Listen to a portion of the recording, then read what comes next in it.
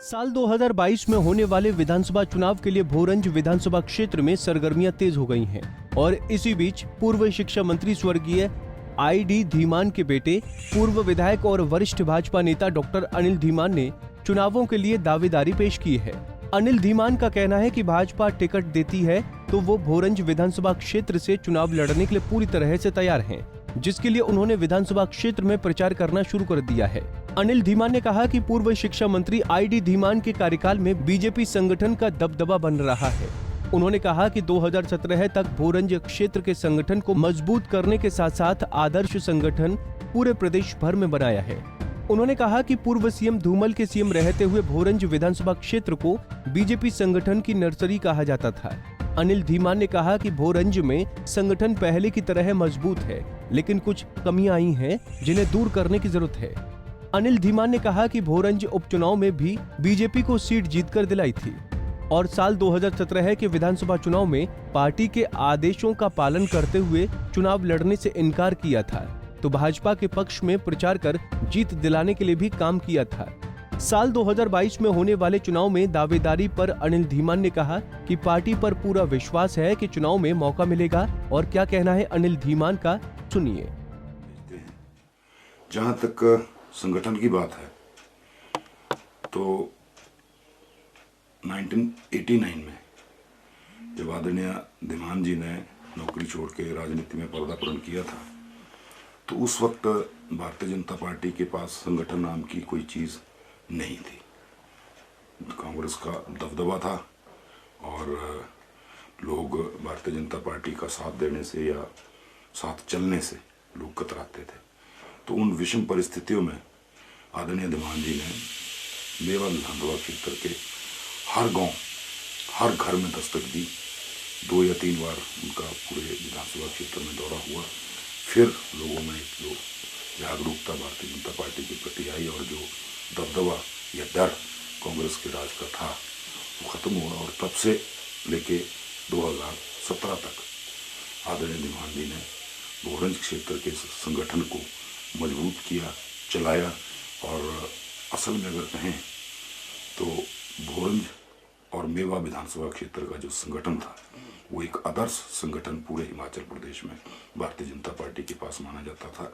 आदरणीय धूमल जी जब मुख्यमंत्री थे तो कई बार अपने मुंह से भोरंज में ये जनसभाओं में कह चुके हैं कि भोरंज क्षेत्र जो है वो भारतीय जनता पार्टी के लिए एक नर्सरी है। बिल्कुल 2017 में जब बाई इलेक्शन हुआ था तो भारतीय जनता पार्टी ने मुझे भरोसा देके टिकट दिया था और हमने उस भरोसे को पूरा करते हुए विपरीत परिस्थितियों में कांग्रेस की सरकार प्रदेश में होते हुए इस सीट को एक बहुत अच्छे और कंफर्टेबल मार्जिन से जीत कर भारतीय जनता पार्टी को ये दिया था और ये सुनिश्चित किया था कि आने वाले चुनावों में जो जनरल इलेक्शन 2017 के होने वाले थे नवंबर में, उसमें भारतीय जनता पार्टी की को जीत की एक दिशा भी मिले और दशा भी बने।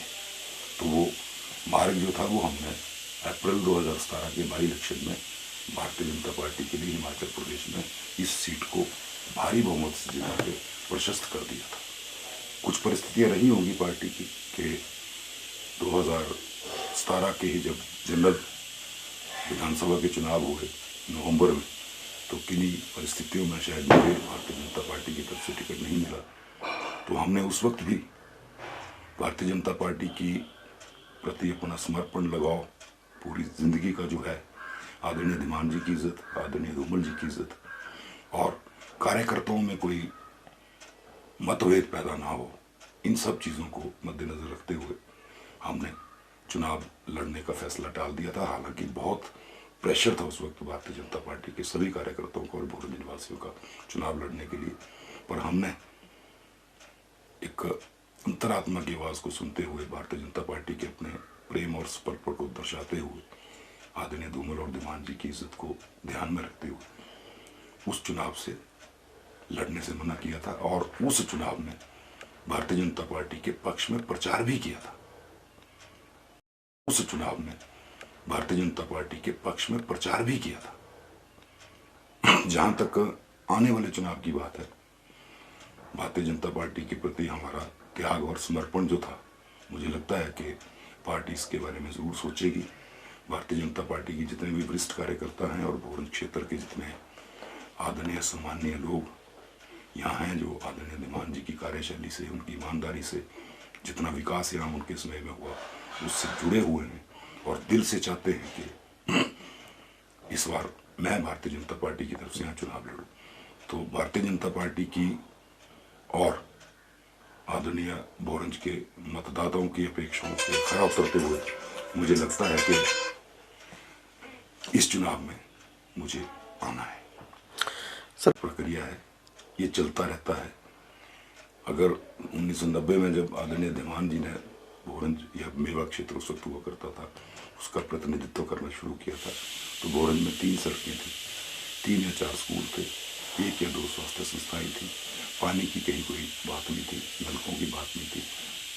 तो विगत 27 सालों में आदरणीय धीमान जी 6 बार यहाँ से विधायक रहे लगातार, उसमें से 2 कार्यकाल उनके एज एजुकेशन मिनिस्टर भी रहे थे। बाद में धूमल जी प्रदेश के मुख्यमंत्री हुआ करते थे।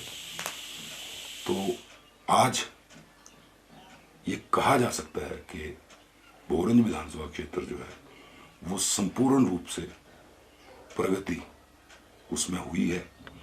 उस समय की और अब की बात करें तो मैंने पहले कहा कि विकास एक सतत प्रक्रिया है, विकास हो रहा है, भले ही उसकी गति में थोड़ी कमी, जैसा कि आप कहते हैं कि लोगों की तरफ से ऐसी बात उठ के आ रही है, कमी रही होगी, पर नहीं, विकास जो है उसको निरंतर जो है वो भारतीय जनता पार्टी की सरकारों में गति मिलती है और आज भी मिल रही है। पंजाब केसरी टीवी के लिए बड़सर से अशोक राणा की रिपोर्ट।